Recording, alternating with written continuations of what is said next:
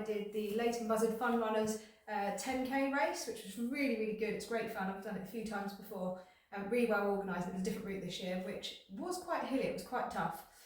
But I also have an update for you on the challenge. So I, as of today, am 750,000 steps in to the 5 million. I'm on day 16.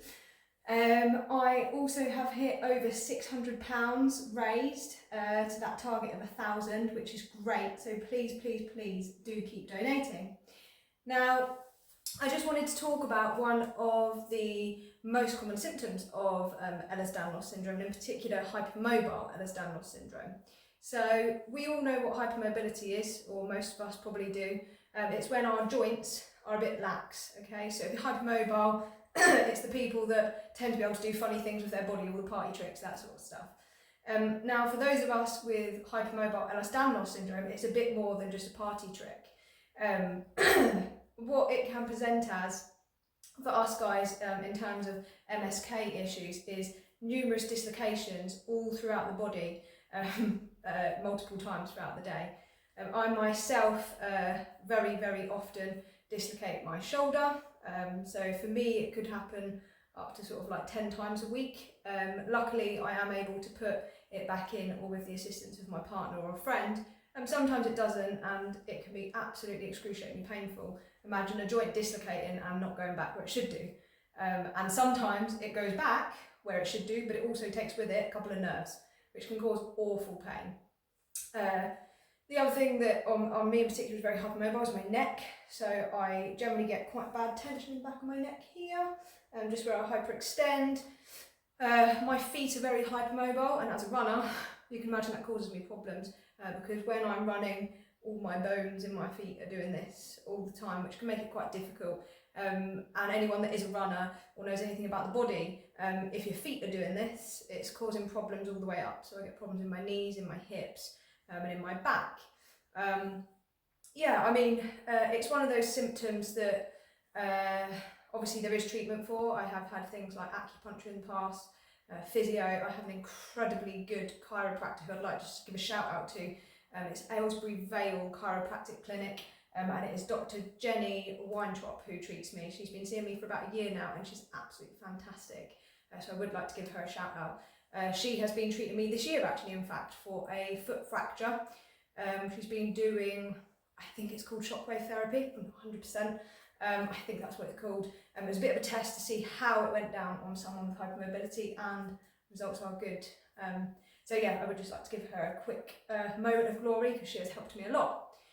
Anyway, back into hypermobility. So dislocations, bones can go in and out, fragile bones, obviously is a really horrific symptom. And I think probably if you asked all the people with hypermobile Ehlers-Danlos syndrome, it's the one that's very, very common, and we all sort of just like laugh about it. You know, we all sort of just say, oh yeah, my shoulder popped out, this popped out.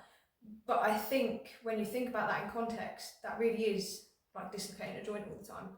And we just have to take it on the chin and deal with it. There are things, you learn techniques such as strapping, you can get splints, you can get devices. There is now something called a body braid, which essentially holds all of your joints throughout your body in place, but it is very, very expensive because it is new technology. I think it originates over in the States, but hopefully at some point it will be here. One thing that is really important to try and avoid those dislocations and those mobile joints is doing strength and conditioning. Now, as a personal trainer, as a ex-elite athlete, and as someone who is a runner, I take my strength conditioning incredibly serious. I will spend generally 3 or 4 times a week, 20 minutes doing my mobility work and also my stability work. So that's lots of single leg work, not using very heavy weights, but just specific movements that help stabilise my joints. I also take particular care in the aftercare of my body, so things like massage, regular Epsom salt baths, massage gun, nothing too invasive because that can really cause problems for those of us that are hypermobile, but gentle therapy can be really beneficial. Now, obviously, I'm trying to raise money for the Ehlers-Danlos charity in the UK. They are a fantastic charity who are the people we call when we feel like we haven't got anyone to turn to. They are a super small charity, really, really, really small charity, because obviously there isn't many of us with the condition, and that is why I'm trying to raise not just funds, but I'm trying to raise awareness. We're very misunderstood, we're very misdiagnosed, we're very mistreated and often brushed aside. And that is why I also just want to do a second shout out in this video, and that is to the parliamentary campaign that is going on at the minute. I've been exchanging some messages with these guys. They are doing wonderful work trying to get petitions signed to try and get the awareness changed obviously at parliamentary level. I will add the link to their campaign below in this video, so please, please, please sign the petition. It doesn't cost anything, you just have to sign. That is all, we're just looking for names.